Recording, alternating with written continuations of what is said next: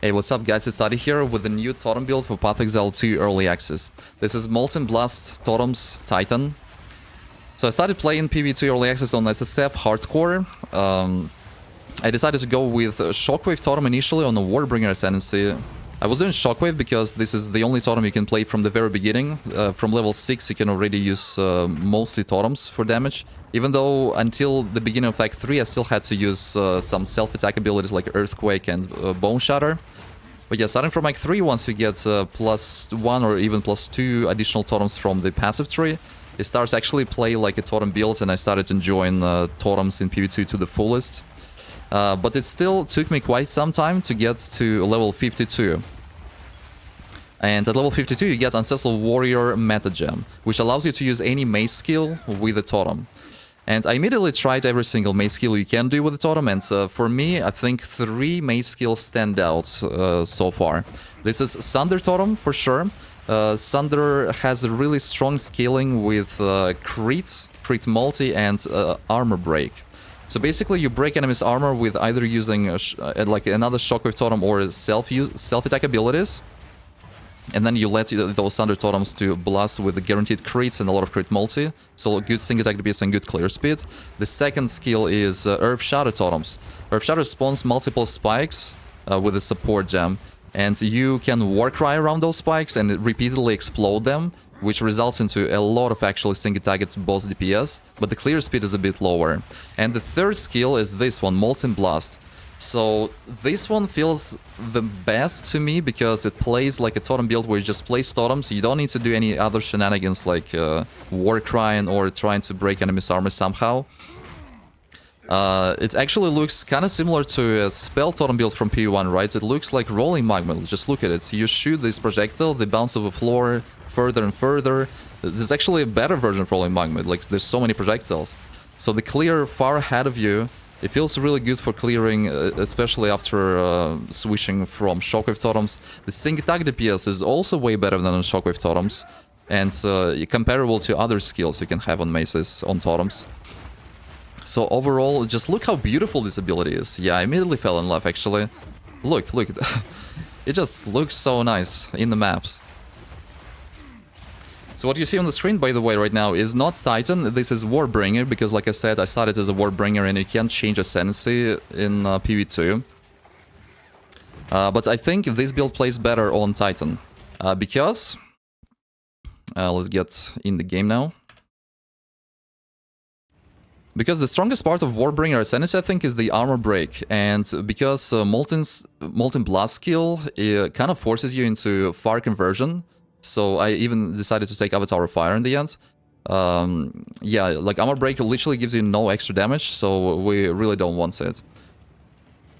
So I'm even considering, I probably will finish campaign, or will try to finish campaign on Hardcore with this character, and then maybe create a Titan to make like a proper version of this build with proper Ascendancy. The damage difference though is not that big. Titan is mostly a defensive Ascendancy, but still it has this increased effect for small passive, so it's gonna be just overall nicer, I think. So all these minions that you saw on the video are from Warbringer Ascendancy, and yeah, they will not be in the real build. So yeah, should I show my character now, or... No, actually, let's get to the guide that I made, or, I mean, not a guide, but some sort of an overview of the build. Molten Blast Totems by Daddy. This is on Mobile Ezic's website. We don't really have path of building yet. Hopefully we'll get it soon. The community will develop one. But yeah, so I tried to explain how good the build is. This is some overview that you can change actually in the beginning. That's kind of weird. So yeah, it clears fast with projectiles on high range. The single attack DPS is carried by overlapping of projectiles. For some reason, Totems, they care about the fact that you dual wield 2 maces. So basically, Totems have their own weapon, so we don't care about the damage on our weapon, but still, the skill that we use, which is Molten Blast, it has more multiplier to amount of projectiles that you shoot based on whether you have whether you dual wields or single hand wields, right? With a shield or whatever. So yeah, the fact that we dual wields works really well, and we also use scatter shot support, which gives even more projectiles. So a lot of overlapping. It's with increased artifacts from tree. It's really good damage. And defense is really good. We get max rest from tree, a lot of armor, a lot of regen, big health pool because it's a strength, and we are Titan, which is just tankiest Ascendancy, right? I mean, I don't know. Really tanky at least, if not the tankiest. So let's get to... Actually, okay, so equipment first, right? What we care the most about is the stats on weapons plus level of all melee skills. So we can have it... by the way, we dual wield 2 two-hander weapons thanks to Giant's Blood Keystone and Tree. It also multiplies the stat requirements for our weapons. So we want our weapons to be high item level so that they could roll up to +7 to all melee skill gems even. But we want it to be low tier.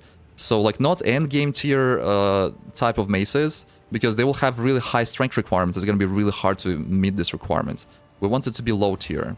And yeah, on this website I can't dual wield 2 two-handers, so the second weapon is one-hander, but yeah, it needs to be two-hander as well. You can also get the stat plus level of all melee skills on gloves and on amulets, so look out for this stat everywhere you can. I try to describe this here in the text as well. So yeah, what else we can look for on weapons is apparently totems are affected by your stun build-up modifiers on weapons. So increased stun build-up works for totems, and you can also, I think, get strength on weapons, which just gives you like extra life. So I mean, it's pretty nice. Yeah, all the damage modifiers, don't care. We don't care about that. The implicit damage on the weapon, we don't care about that.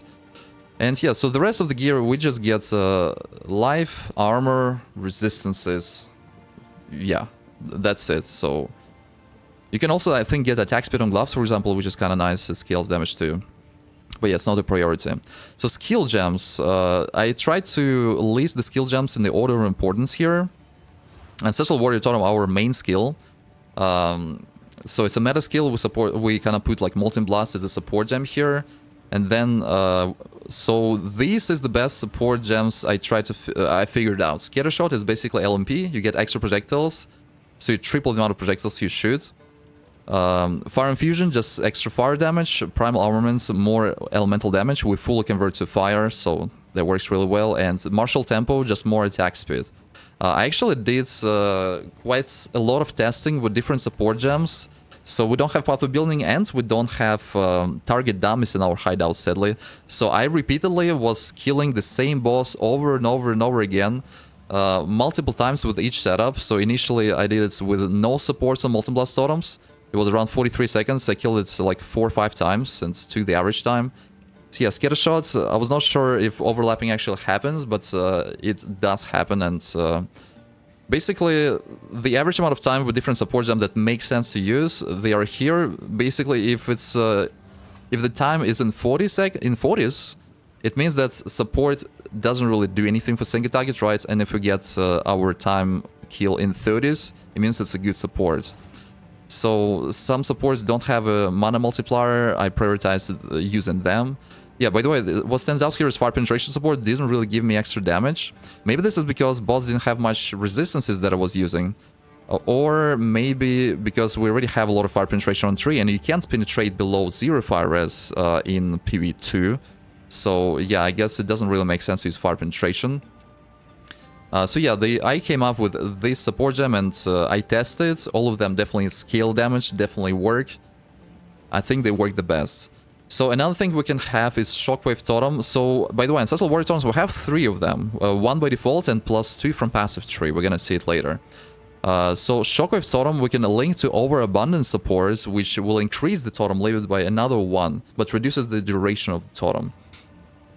So we can summon additional Shockwave Totem in addition to 3 Ancestral Warrior. And why do we want that? Well, we can have a bunch of fonts in it. So font is a totem support. I mean, you can support it not only by totem, but it works best on totems. And this generates rage for you, which gives 30% more damage once you get full rage. And it gives you some life regen here and mana regen. So overall, it's really nice to have the Shockwave Totem next to your character. Then we have a Curse Enfeeble. We want low level Enfeeble because it has pretty high intelligence requirements, and we don't really scale intelligence at all. So Enfeeble like level 1, 2, 3, 4, maybe 5 maximum, like whatever, how much intelligence you have, just max out Enfeeble based on that. So Enfeeble will link to persistent, more skill effect duration. We also have skill effect duration from trees, so the duration of Enfeeble is going to be really nice, like 15 seconds plus. It's not going to be too bothersome to recast it on bosses. And then we'll link it to increase effective curses, less mana cost because it costs quite a lot, and focus curse to curse enemies like with less delay. And then, like, the aura, what we reserve our spirits with, there's not many reservations that really work, so just time of need. Like, heals you for a little bit and also removes ailments, but quite rarely, like every 10-12 seconds. We'll link it to fast forward support here to reduce the amount of time it takes to heal you, but we also take a skill effect duration from 3 though, we increase it. So it's a bit of anti-synergy, but still, I guess it's kind of nice. I mean, sometimes it heals you and it feels pretty good. And we also link it to vitality and clarity to get some life regen and mana regen. We don't need precision support because we go resolute technique on 3, so our accuracy is capped. Overwhelming presence, another reservation we can use, reducing enemy stun threshold and elemental ailment threshold. So both these modifiers actually work for us because we can stun enemy, and quite frequently actually, and reducing elemental ailment threshold allows us to easier ignite enemy to proc some extra damage from tree. And then we have Leap Slam as a travel ability, like if you get surrounded by enemies. I usually use Dodge Roll, I don't use Leap Slam too much. But yeah, if you get fully surrounded, you can just get out of it with the Leap Slam. And you can link it to Holy Descent support, which creates a Consecrated Ground with a tiny radius. So if you stand still after using Leap Slam, you will get a really nice boost of life regen. Consecrated Ground gives you 5% life regeneration per second. So really nice, especially if you run out of Flask Charges on the boss. But you need to like recover your life faster. Yeah, I tried to explain what we use here in description. So support gems are listed in the order of importance. So yeah, we can only use Molten Blast Totem starting from level 52 because this gem, the Ancestral Warrior, has level requirements of 52. And before that, we're leveling. If we want to level with Totems, we can use Shockwave Totem for level 6. And yeah, so there is the support gems for Shockwave Totem in order of importance as well. Overabundance, Brutality, Jagged Grounds, Martial Tempo, Inspiration. In addition to that, initially for the first 2 acts, I was using not Brutality, Bone Shatter skill, which creates a really nice explosion on enemies, like when they are primed for stun. So it improves clear speed quite nicely. And self-attack Earthquake, and just auto-attack with a Mace skill, with a Mace Strike against bosses to increase the DPS. So, should I mention... Basically, Totems also will have a lot of mana costs, right? We increase their skill level a lot with our gear. So mana costs will be huge. And how to deal with this mana cost? Well, first of all, we need to spam Mana Flask. Actually, I should have talked about that after we checked out the passive tree. So, let's take a look at passive tree first. So this is, I think, it's a level 91 passive tree, it seems like. So yeah, the most important things we take is +1 attack totem here and +1 attack totem here at the bottom. So total of 3 attack totems. It multiplies our damage by so much. We also take... so these skills, mana cost converted to life costs on these nodes. So this helps tremendously with sustaining mana. We still will need to chuck Mana Flask a lot, but way less often. Alternative to that would be to take Blood Magic on tree, right here. But this converts mana cost to life cost fully, and the life cost will become too brutal. Like, you can't have 2 life flasks, you still have Mana Flask in your belt. So I thought, like, I don't like the option of fully converting to life costs. Like, having 50-50 conversion or even like 60-40 feels way nicer to me. We get skill effect duration here so that totems last longer, because by default Ancestral Warrior totems last 8 seconds, not 12 like Shockwave. So that feels really nice to have it. There's a lot of totem placement speed and totem damage on this part of the tree. We get a lot of increased armor here. We get so armor here, armor here. We get strength for life here. We get life here on tree. The resolute technique makes it so that we can't crit, but we don't scale crit multi anyway.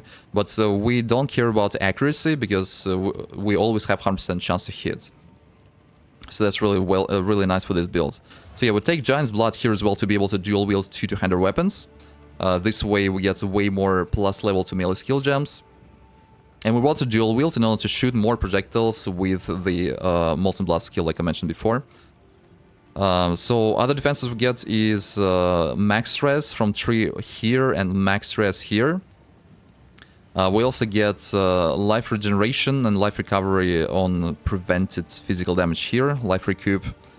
So that's pretty nice. We get life regen here as well.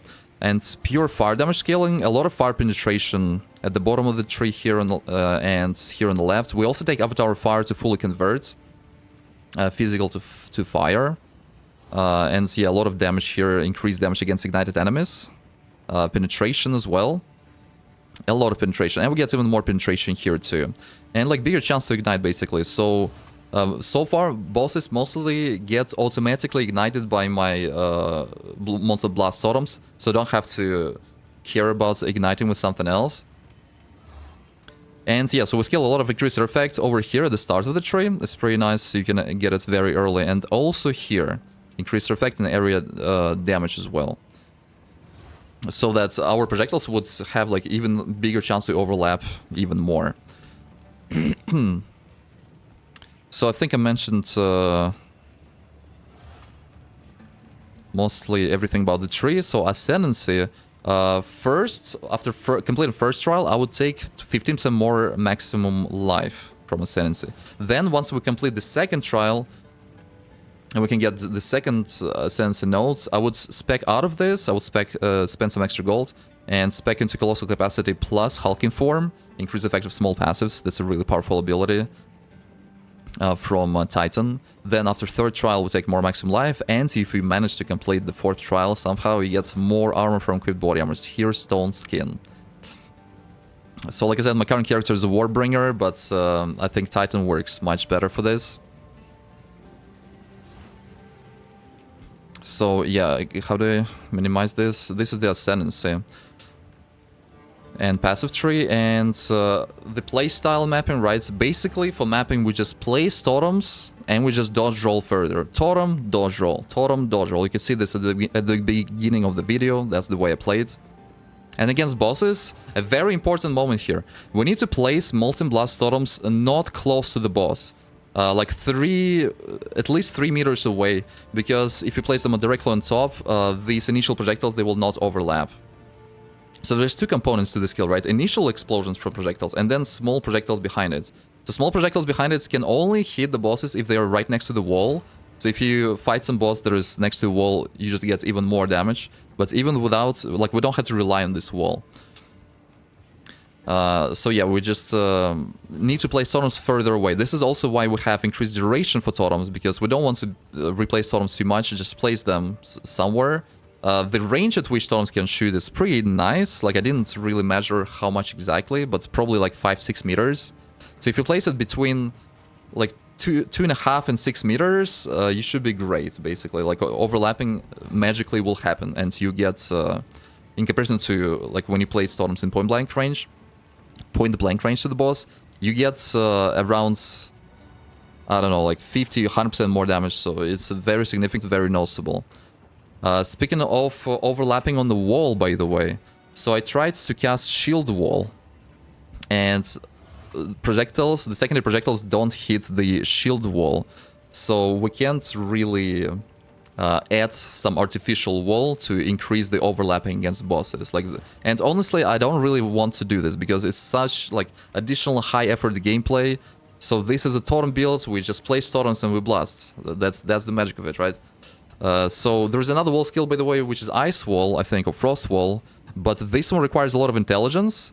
So I couldn't even try it, honestly, on my character. It's like 80 intelligence, I would have to have it for it. I didn't even bother trying it. So yeah, then after we place Molten Blast Totems, we place Shockwave Totem near the boss and near us, because we want to be close to the boss too. And yeah, the Totem will activate Rage Regen on you, Life and Mana Regen. It's not a big range, by the way, so you can't really walk too far away from Shockwave Totem. I mean, it's okay that you walk away from it, but like ideally for extra DPS, extra defenses, you want to be close to it. Then you curse boss with Enfeeble. Enfeeble has good duration without duration scaling.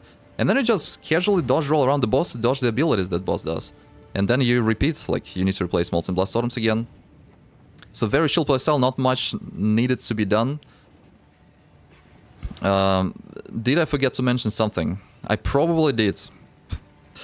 This is why, if you have any questions left about the build, please leave them in the description. I will link this website as well. Oh, wait, I forgot to mention something. Okay, so leveling, right? Leveling parts. Like I said, we can level with Shockwave Totems, or you can level just with melee, for example. But yeah, I would prefer Shockwave Totem because I like Totem playstyle. So what do we take on tree? Initially we go kind of like pure physical damage. We don't convert to fire. We only convert once we get to level 52 and can use Ancestral Warrior with Molten Blast. So yeah, at the beginning I would start like this. I would take this note with increaser effect and melee damage initially because Shockwave Totem is melee damage. And I will take these notes for defense. If you're on hardcore and softcore, maybe you could skip it. I don't know. Then I would beeline straight to this totem placement suite. A lot of totem quality of life, totem damage as well. And then also, like, yeah, if you have troubles with mana sustain, by the way, don't forget to maybe use inspiration supports on totem. Like, reduce their damage, but significantly improve the quality of life where you don't need to spend as much mana. So yeah, maybe take some mana cost conversion to life here, but it's optional. And then we need to beeline like this through strength nodes, like this, through here to +1 totem. Once we get a third totem, this is gonna be a third one because we already have Shockwave with overabundant support, +1 totem. So from this point on, we pretty much can do pure totems without self-attacking with Bone Shatter and Earthquake. So at this point you already want to have dual wielding like 2 one-hander maces with like +1/+2 level of all melee skills, and gloves with +1 to melee skills, stuff like that. So after that, if you have two-handed maces, we could go straight to Giant's Blood if you don't have them yet, so we go to +1 totem here. Well, yeah, overall after that, we, by the way, also really want to get rid of the technique after this, after 4th totem. So Giant's Blood also should be taken around the same time. At this point, I on hardcore, so yeah, skill effect duration is what we want to take next, I would say. And then yeah, so skill speed, if you didn't take it here yet, we take that.